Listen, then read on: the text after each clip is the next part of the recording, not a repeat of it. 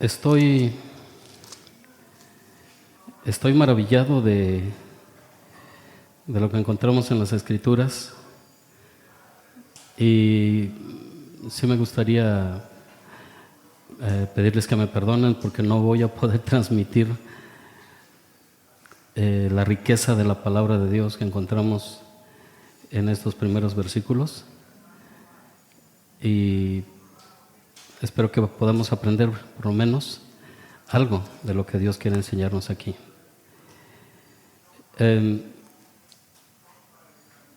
Los versículos 1 al 4, mientras voy leyendo este pasaje, piensen en el pasaje que se leyó como congregación, Juan 1 al 18, que hay una relación increíble entre las verdades que encierran estos primeros versículos.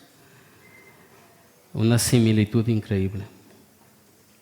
Dice: Dios, habiendo hablado muchas veces y de muchas maneras en otro tiempo a los padres por los profetas, en estos postreros días nos ha hablado por el Hijo, a quien constituyó heredero de todo y por quien asimismo hizo el universo, el cual, siendo el resplandor de su gloria y la imagen misma de su sustancia, y quien sustenta todas las cosas con la palabra de su poder, habiendo efectuado la purificación de nuestros pecados por medio de sí mismo, se sentó a la diestra de la majestad en las alturas, hecho tanto superior a los ángeles, cuanto heredó más excelente nombre que ellos. ¿Se dan cuenta? En unos 4 versículos y allá 18 versículos, y encierra las mismas verdades profundas de la persona de nuestro Señor Jesucristo. Tenemos en este párrafo, estos 4 versículos, es un párrafo introductorio, por cierto, ya lo había comentado, pero como he mencionado, es un párrafo majestuoso. El escritor presenta en estos primeros versículos a sus lectores la excelsa grandeza del Señor Jesucristo. El escritor afirma que el Hijo es el agente por excelencia de la revelación de Dios.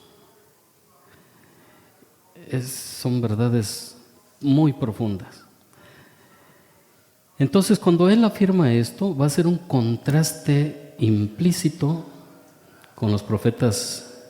Más bien, hay un eco, hermanos. Hay un eco en el sonido. Hay un eco en el sonido. ¿Sí les llega? Y sí lastima el oído, ¿va? Es desagradable. Todavía un poco más. Bueno, ok.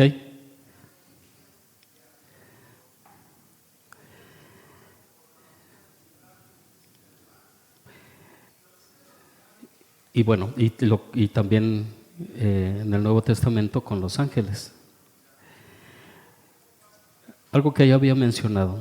El escritor deja a un lado los habituales saludos, la presentación de sí mismo, típicos que son de las epístolas, como las epístolas de Pablo y de Santiago, de Pedro, de Juan, de Judas.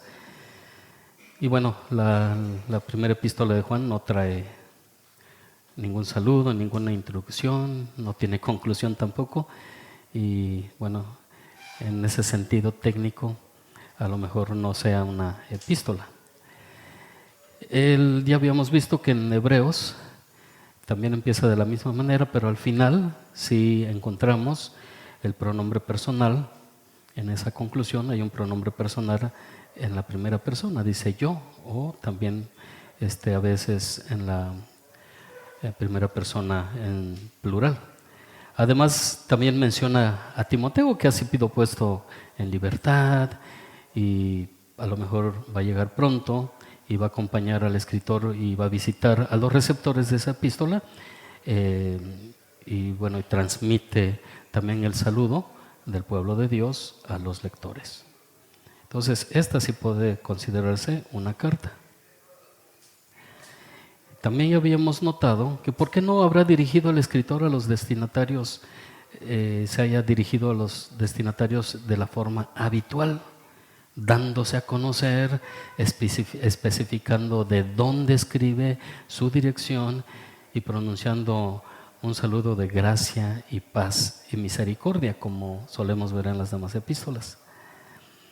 También comentamos que puede ser que porque el escritor desea centrar la atención de esos primeros lectores en una verdad, principalmente en la revelación de Dios, pero esa revelación final, esa revelación definitiva, esa revelación completa de Dios, que es Jesucristo, su Hijo. Y entonces se contrasta aquí esa revelación fragmentada de Dios, porque nos dice aquí que Dios, habiendo hablado muchas veces y de muchas maneras a los padres por los profetas, lo hizo muchas veces de manera fragmentaria por medio de los profetas, para que pudiera llegar a los antepasados de que estaban leyendo a lo largo de los siglos. Aquí el escritor va a subrayar el tema de la persona, los oficios y las funciones de Jesús, el Hijo de Dios. Y se dirige a ellos, a estos lectores originales, no mencionándoles algún nombre o algún lugar que utiliza, pero sí utiliza esa forma de pronombre personal en primera persona, del plural, nosotros, nos y nuestro, a lo largo de toda la epístola. E incluso no tiene, esta epístola no tiene título, o no tenía título. El título le fue agregado mucho después. Entonces, podemos suponer que esta carta fue escrita originalmente a alguna congregación específica, ¿sí? Pero está dirigida a todos, a la iglesia universal, a toda la iglesia de todos los tiempos. Y no solamente de todos los tiempos, sino de todos los lugares. Por decirlo de otro modo, entonces, si hay alguna epístola que se dirige a la iglesia universal en los días previos al regreso del Señor Jesucristo, es la carta de los Hebreos. Entonces, si quieres saber, necesitas ir ahí, ¿no? El hecho de que el escritor no se identifique de alguna manera en su escrito está de acuerdo también con el tiempo en que vivió. Era habitual que un escritor también manifestara modestia y entonces omitía su nombre. Por ejemplo, los escritores de los evangelios no se refieren a sí mismos por su nombre, entre aquellos que escribieron entre aquellos que escribieron las epístolas. Juan es el único que omite su nombre en las 3 cartas que se le atribuyen, primera, segunda y tercera de Juan. Entonces, habiendo dicho esto, se van dando cuenta que encierra muchísimas verdades solamente estos 4 versículos. Pero hay algo que me ha llamado mucho, y tomando de la misma escritura en nuestra versión Reina Valera, dice: Dios habiendo hablado. Entonces hoy vamos a ver este tema: Dios ha hablado y sigue hablando. Esto es súper importante. Por eso vamos a encontrar en el capítulo 4, que dice: si oyereis hoy su voz, no endurezcáis vuestros corazones. Y entre tanto que se dice hoy, todavía se está diciendo hoy, y eso es gracia. Nos está dando oportunidad, como dice también el apóstol Pedro, que no retarda su venida como algunos la tienen por tardanza, sino que Él es paciente.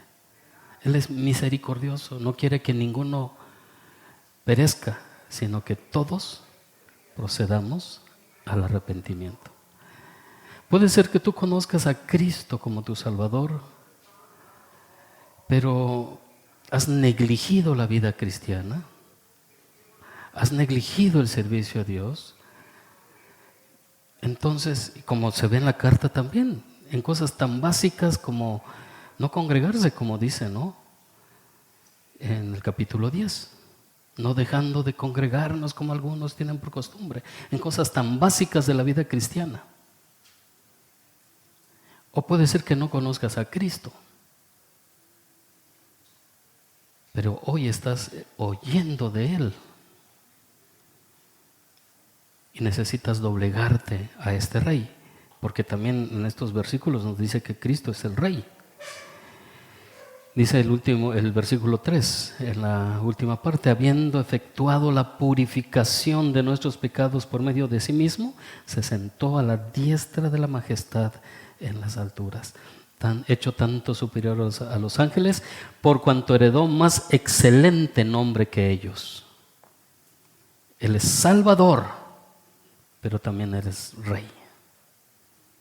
O te doblegas hoy, o algún día lo harás, pero será demasiado tarde, como también nos dice el apóstol Pablo en Filipenses capítulo 2, que toda rodilla se va a doblar delante de Él. Debemos dejar el mundo y sus corrientes filosóficas y centrarnos en lo que realmente tiene importancia. Dios habiendo hablado. Esta afirmación inicial es básica para todo el argumento de la epístola, pero también es básica para la fe cristiana. Y es esto precisamente, Dios habiendo hablado. Es una declaración súper importante, fundamental.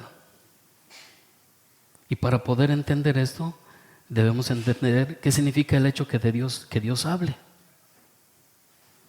En el griego, la expresión aquí, el verbo ya conjugado, es lalesas, que viene del verbo laleo. En el hebreo la palabra hablar es ledaber, aunque el Nuevo Testamento fue escrito en griego. No podemos olvidar el hebreo también, y el que escribe posiblemente era un hebreo, como Juan, el apóstol, que escribe usando terminología griega como el término logos, pero con una mentalidad judía. Es ledaber, y se refiere al acto de comunicarse verbalmente. Ese verbo significa hablar o decir, y se utiliza en muchos contextos, tanto formales como informales, y es un verbo común en el hebreo moderno y se emplea para referirse a la acción de comunicarse verbalmente con otros. Pero al escuchar ledaber, no podemos evitar recordar esa otra palabra hebrea tan importante que es dabar, el dabar de Dios. El verbo dabar se traduce como hablar, y ese tiene un muy amplio uso, y se encuentra en muchos pasajes de la Biblia donde se refiere a la comunicación de Dios con los seres humanos. Imagínense, Dios habiendo hablado. Entonces Dios tiene una interacción con las personas. Entonces podrían decir, bueno, ¿y dónde? Yo no lo veo. Vamos a continuar. Este verbo puede implicar no solo el acto de hablar, sino también el contenido de lo que dice. El concepto dabar, hablando ya teológicamente, el concepto dabar también se refiere a la palabra de Dios en hebreo. Ese es el dabar de Dios, la palabra de Dios. Pero en la mentalidad hebrea no solamente era una acción de emitir sonidos, sino también es una palabra hecho. Es decir, que esta palabra tiene poder. Y eso nos remonta a Génesis. ¿Cómo Dios creó todo? Con su palabra. Entonces la palabra de Dios tiene poder y lo respalda también. Se respalda también en Hebreos, ¿verdad? Porque nos dice que la espada de Dios es viva y eficaz y más cortante que toda espada de dos filos y penetra hasta partir el alma y el espíritu, las coyunturas y los tuétanos y discierne los pensamientos y las intenciones del corazón. Y así lo entendían. Por eso el apóstol Pablo también decía que el evangelio, ¿qué es? Poder de Dios. Y también nos dice el apóstol Pablo que es a través de esa palabra que también nosotros fuimos salvos. Y el apóstol Pedro dice lo mismo, que fuimos renacidos ¿por qué? Por la palabra de Dios. Entonces, lo que está contenido en este libro es poder. Y nosotros estamos desechando fácilmente el poder de Dios y a Dios mismo. Este término, dabar, se utiliza para describir la comunicación verbal de Dios, indicando que Dios es el autor de la comunicación. ¿Qué dicen los sociólogos? Que el hombre primitivo empezó a comunicarse a través de señas y demás, hasta que empezó a emitir gruñidos, ¿no? Para comunicarse. Es Dios. Es Dios el autor de la comunicación y del habla. Así también se lo transmitió a los hombres. En el contexto bíblico, dabar se asocia con la sabiduría de Dios, que estaba siempre ante él y era la expresión misma de Dios. ¿Dónde se habla, dónde se personifica la sabiduría en las Escrituras? En Proverbios. Y también nos dice que la sabiduría estaba con Dios, estaba allí cuando fue creado todo. Porque es la palabra emitida, esa palabra de poder para crear lo que no existía.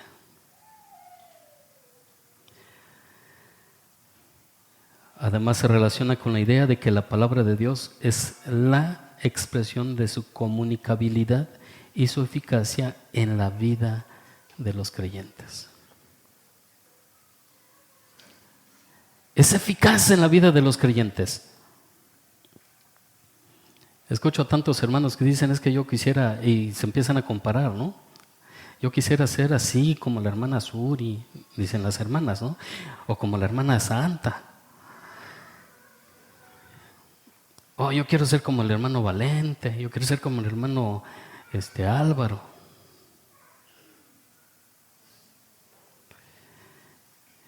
Pero no queremos nada la palabra de Dios. Nos da flojera leer la Biblia, estudiarla. Su hermana Lupita está mandando devocionales a las hermanas para que crezcan en la palabra, para que sea eficaz en sus vidas. Y el hermano Josué está haciendo lo mismo con los varones, para que la palabra produzca con su poder lo que tiene que producir en la vida de cada uno. Pero no tengo tiempo.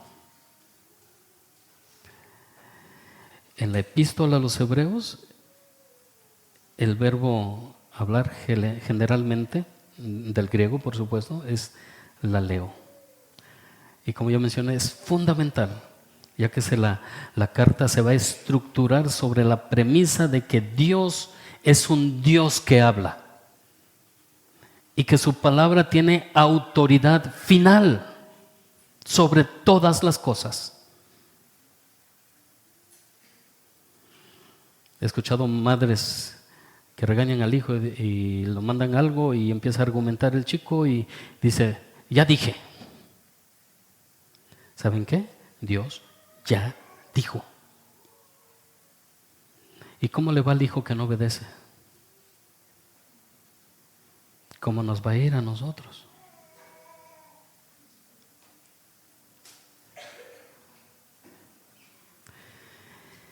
Y ese es el tema central aquí, en estos versículos. Dios ha hablado.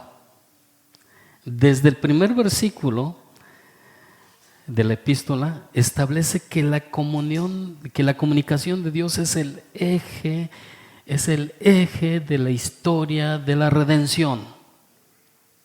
Dios crea con su palabra el universo y Dios crea con su palabra nuevas criaturas. La palabra de Dios es el eje de la historia de la redención. Y nos dice, Dios habiendo hablado muchas veces y de muchas maneras en otro tiempo a los padres por los profetas, en el pasado, contrastando aquí, en el pasado Dios habló muchas veces y de muchas maneras a los padres por los profetas. Pero en el presente, ¿cómo nos habla? En estos postreros días nos ha hablado por el Hijo. Entonces, esta transición nos va a manifestar y marcar la superioridad de la revelación de Jesucristo sobre el antiguo pacto. No porque el pacto o las verdades del Antiguo Testamento sean menos importantes o sean diferentes a estas, pero tenemos que entender que la revelación fue progresiva. Y Dios, en la persona de Jesucristo, nos ha comunicado toda su revelación y una revelación completa y una revelación final. No hay más.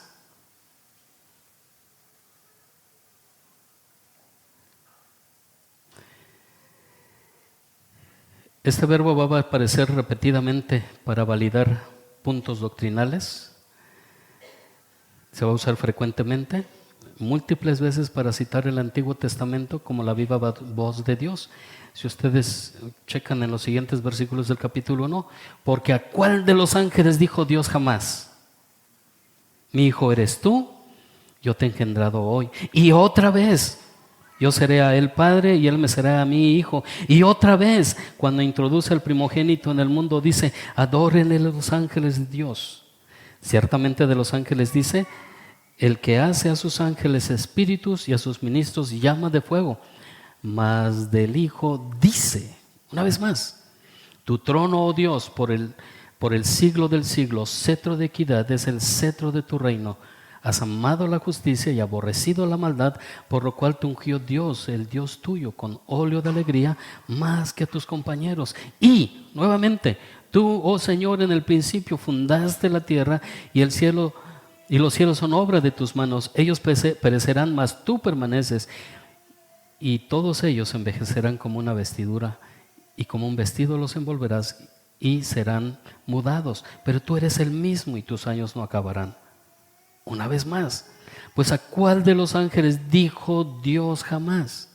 Siéntate a mi diestra hasta que ponga a tus enemigos por estrado de tus pies. Solamente en estos pocos versículos, una y otra vez, diciendo, Dios dijo, Dios habló, Dios habló, Dios habló. ¿Cuántas veces le hablamos a nuestros hijos? Muchas, y no hacen caso. ¿Cuántas veces tiene que hablarnos Dios? Y lo sigue haciendo. Infinidad de veces. Y seguimos tantos de nosotros en nuestra necedad.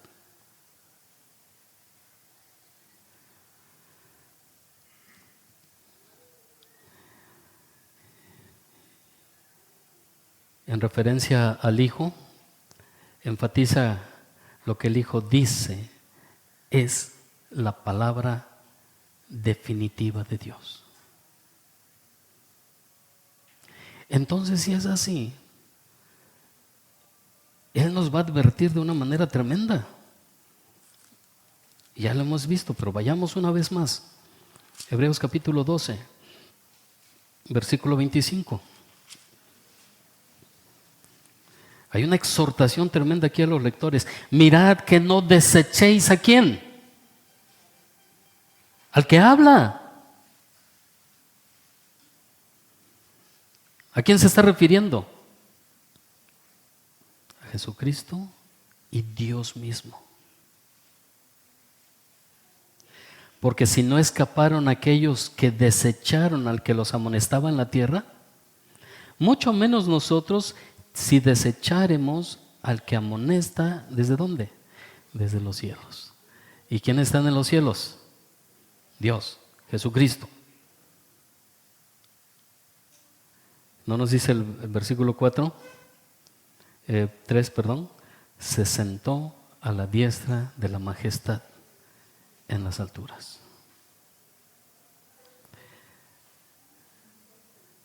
Entonces la voz de Dios resuena ahora mismo. ¿Desde dónde? Desde el cielo. Es Dios otra vez y cada domingo es Dios que nos está llamando, nos está hablando. ¿Desde dónde? Desde el cielo.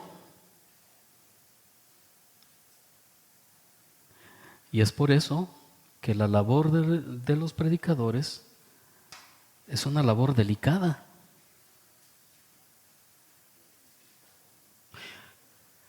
Y hay una advertencia terrible sobre nosotros, que recibiremos mayor condenación. Entonces no es fácil.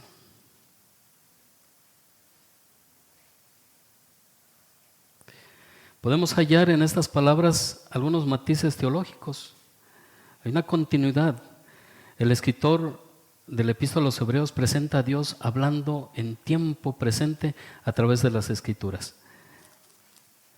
3:7. Algo que ya les comenté anteriormente. Por lo cual, como dice el Espíritu Santo, si oyereis hoy su voz. Él sigue hablando. Dios está hablando en el presente. Y más vale que oigamos. Porque si no, la sentencia será igual, que muchos no entrarán en mi reposo.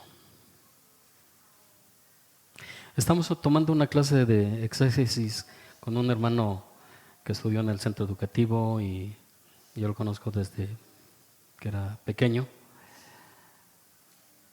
Y él dijo algo que me sobresaltó, ¿no? Y hasta ahorita todo lo sigo meditando. Dice, porque Adán y Eva no entraron en el reposo. ¿Sabían eso? Y yo me quedé. Y lo sigo meditando todavía, pero la aseveración para mí fue una advertencia de muchas cosas. Entonces el hecho de que tú estés sentado donde estás, o que tengas cargos, o que seas el pastor de la iglesia, tu cargo no es una garantía de entrar en el reposo de Dios. Por eso la advertencia que se nos va a estar dando, que si permanecemos hasta el fin, entonces sí. Es que antes hubo otra declaración en una reunión de líderes que comenté en la junta, que dijeron, hermanos que han sido disciplinados ya no han sido los mismos que antes. Por un lado, digo, pues gracias a Dios, ¿no? Porque ya no están pensando en sus pecados. Dios ya ha obrado en ellos. Pero si es una advertencia para decir, ya no tienen el mismo gozo, ya no participan igual, ya no se interesan igual en las cosas de Dios que antes de pecar. Eso sí es trágico, porque no están creyendo en el perdón de Dios. Acuérdense de David, que el Señor le perdonó Y siguió orando por su hijo. Y cuando supo que su hijo había muerto, él se levantó, se lavó la cara, se vistió, se bañó, pidió de comer y se puso a gobernar al pueblo. Y esa debe ser la actitud de alguien que se sabe perdonado por Dios. Dios sigue hablando por el Espíritu Santo. Y por supuesto a través del verbo encarnado. Y el verbo encarnado es un término griego para logos, para verbo es logos, y es la palabra más famosa en el Evangelio de Juan. Y Hebreos utiliza la acción de hablar para demostrar que Cristo es la misma expresión de Dios. Es la palabra de Dios.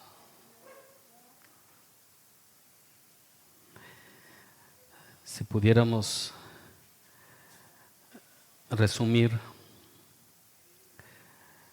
hacer un resumen de pasajes clave, podemos mencionar los versículos 1 y 2 de Hebreos.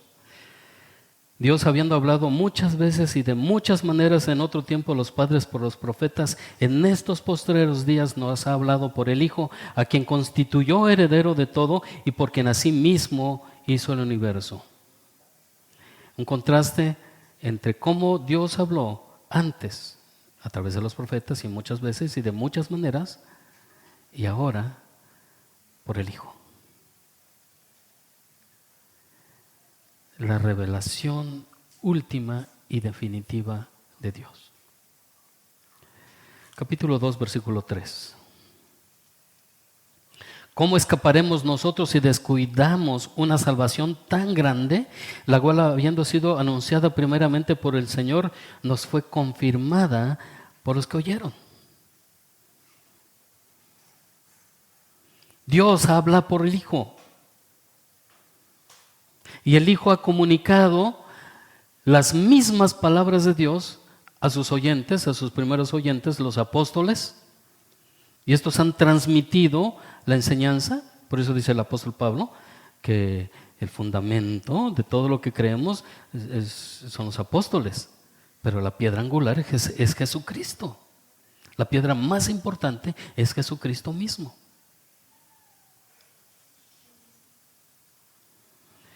Y entonces, ¿quién comenzó a anunciarnos la salvación? Ahí dice, la cual, ¿cómo escaparemos nosotros si descuidamos una salvación tan grande? La cual, esa palabra de salvación, habiendo sido anunciada primeramente ¿por quién? Por el Señor, Cristo. Nos fue confirmada por los que oyeron. Capítulo 5 y versículo 5.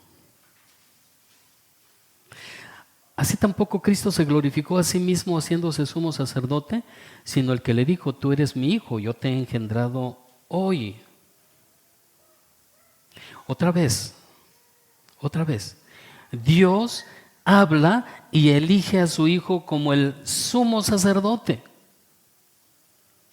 Aquel que nos representa, que representa a la humanidad ante Dios.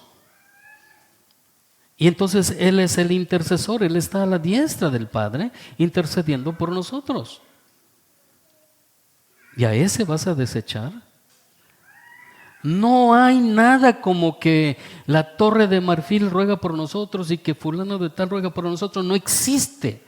Es doctrina de hombres, doctrina de demonios.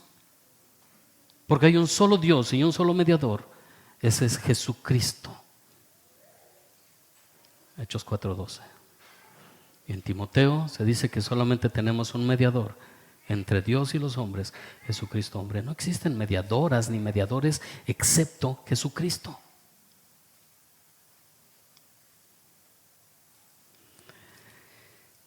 Doce 24.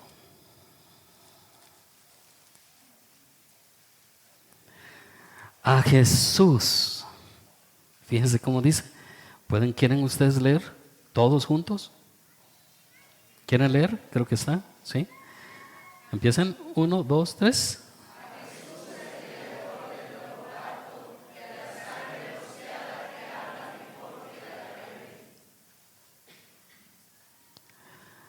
Hay un testimonio tremendo de la sangre de Abel. ¿Se acuerdan que fue muerto por su hermano? Su hermano Caín. Y Dios le dijo, no, pues la sangre de tu hermano clama por mí desde la tierra. Y hay una sangre mejor, que habla mucho mejor. Es la sangre de Jesucristo. Y Él es el mediador del nuevo pacto. Ahí en la clase de bautismo, hemos visto acerca del pacto. Cómo Dios nos introduce en el pacto. Y Jesucristo es el que media entre Dios y el pecador para poder entrar a ese nuevo pacto.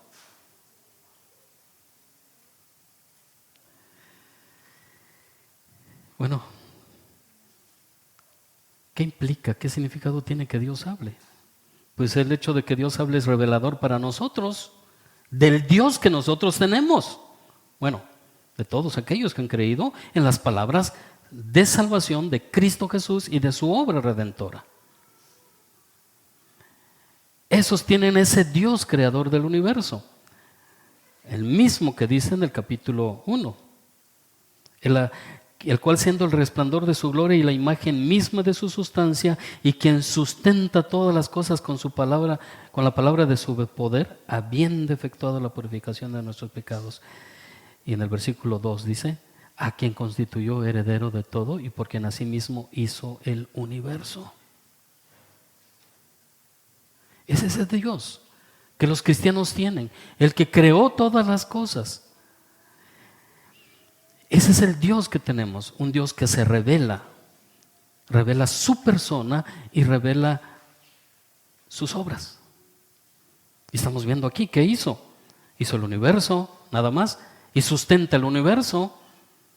Físicamente se puede explicar cómo es que el universo no ha entrado en un caos, aunque dicen los físicos que la Tierra se sigue moviendo. Es decir, se sigue generando. ¿Cómo es que no entra en un caos? Justamente porque Él lo sustenta. ¿Cómo? ¿Con qué? ¿Cómo sustenta el universo? Otra vez, con la palabra de su poder. ¿Por qué crees que vives todavía? ¿Porque eres fuerte? ¿Porque eres inteligente? Porque Él te sustenta con la palabra de su poder.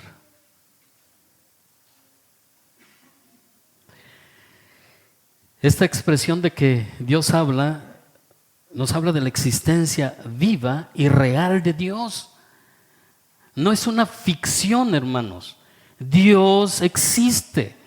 Vayan al Salmo 115. Y aquí hay un contraste tremendo que se opone, dos verdades que se oponen tremendamente.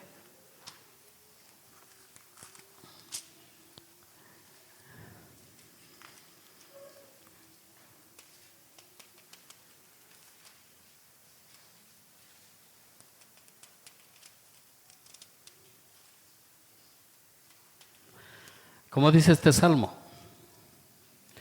No a nosotros, oh Jehová, no a nosotros, sino a tu nombre da gloria. Por tu misericordia, ¿por qué? Por tu verdad.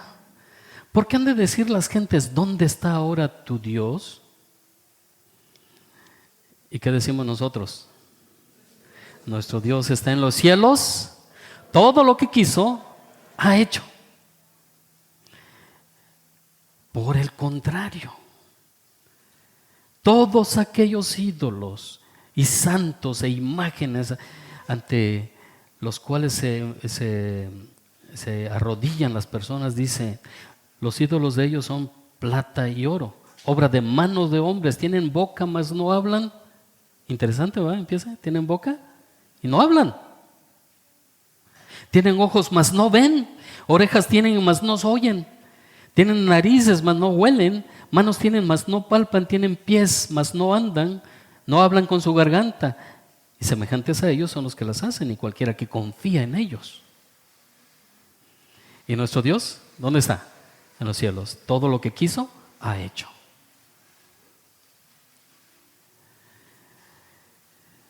Los ídolos son inútiles, pero nuestro Dios es un Dios soberano. Él siempre hace su voluntad. Todo lo que quiso, ha hecho. Y ahí también se refleja que tiene voluntad soberana. Todo lo que quiso. Ahí ejerce su voluntad. Él es un Dios, tenemos un Dios vivo y racional. En Génesis 1:1 nos dice, y que dice, por la palabra, no es Génesis 1, no, pero me equivoqué. Por la palabra de Jehová fueron hechos los cielos y todo el ejército de ellos por el aliento de su boca. Fíjense nada más. Por la palabra de Jehová fueron hechos los cielos y todo el ejército de ellos por el aliento de su boca. No solamente comunica su voluntad, sino manifiesta que Él es un Dios vivo, manifiesta inteligencia y manifiesta bondad. En Génesis 1:31, ¿cómo termina diciendo? ¿Cómo termina el pasaje? Y vio Dios todo lo que había hecho, y aquí era bueno en gran manera. Y fue la tarde y la mañana, el día sexto. Es un Dios racional, inteligente, pero también es un Dios bondadoso. ¿No les maravilla todo lo que tenemos a nuestro alrededor? ¿Somos diferentes todos nosotros? Lo que comemos es diferente, tiene diferentes texturas, diferentes sabores, diferentes colores. ¿No es un Dios aburrido? Hubiera creado todo gris, es más fácil, ¿no? Agarra una cubeta de pintura y avienta lo que todo sea gris. No, incluso hay colores que el hombre no ha podido imitar.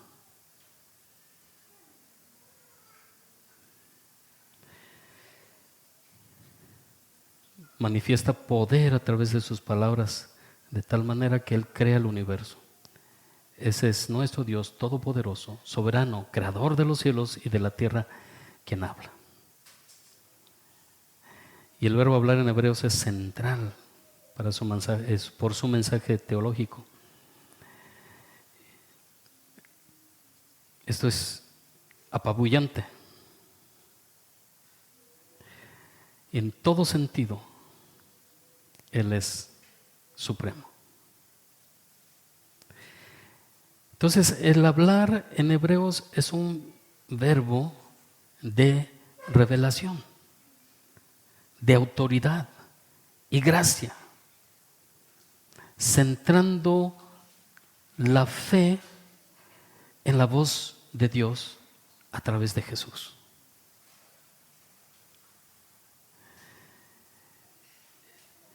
Reflexionemos en esto.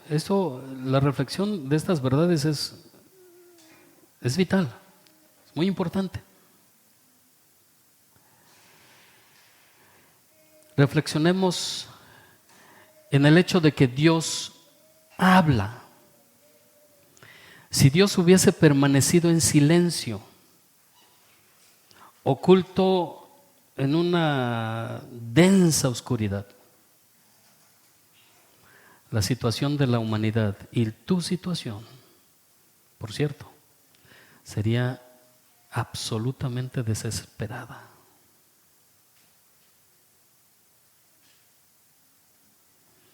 Todos aquellos que hemos experimentado el peso de nuestros pecados podemos entenderlo. Pero ahora Él ha hablado a través de su palabra reveladora, su palabra redentora, dadora de vida, porque en su luz ahora nosotros vemos la luz. Y otra vez esta expresión nos traslada al Evangelio de Juan capítulo 1, ¿verdad? Vayamos allá.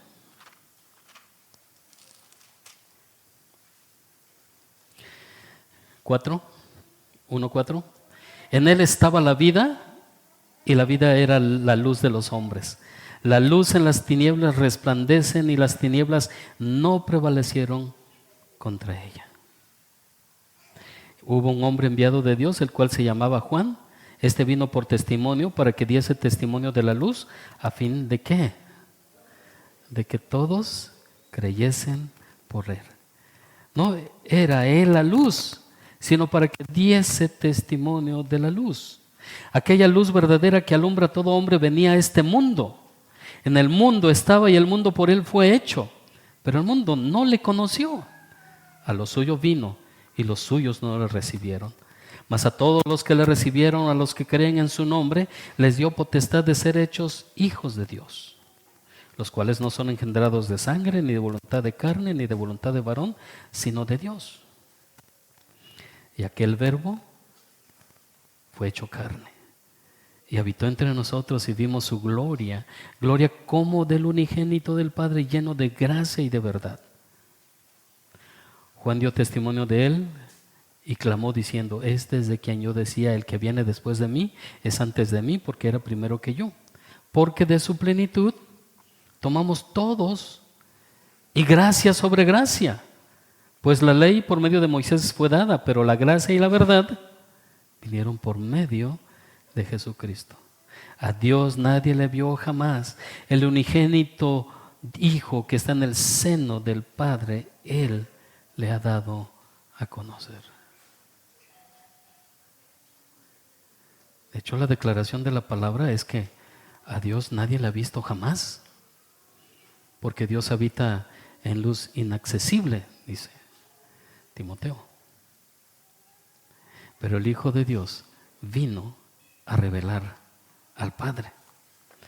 Por eso cuando Felipe pregunta: Señor, muéstranos al Padre y nos basta. ¿Qué les dijo?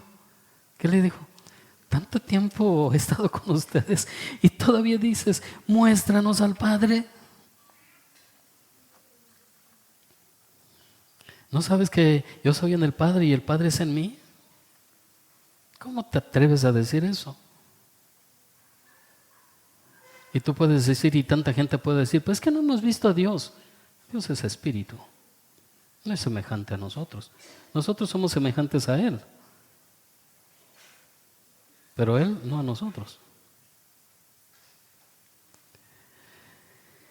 Y Colosenses nos dice que Él es la imagen del Dios invisible. Fíjense, Dios es invisible, pero Él es la imagen. Él ha hablado su palabra reveladora, redentora, dadora de la vida, y en su luz vemos la luz.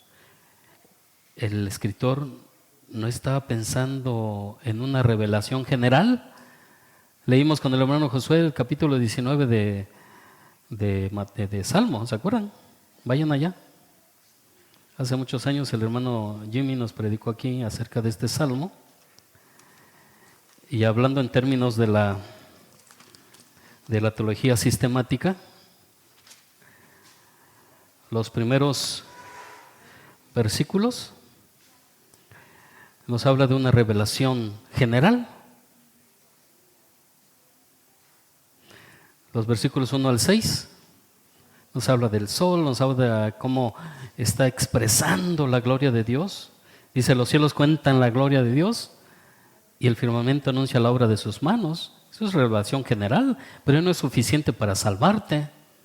Así que Dios en su bondad nos dio su revelación, nos dio su palabra, y empieza del 7 en adelante: la ley de Jehová es perfecta, que ¿qué? Que convierte el alma. Y así.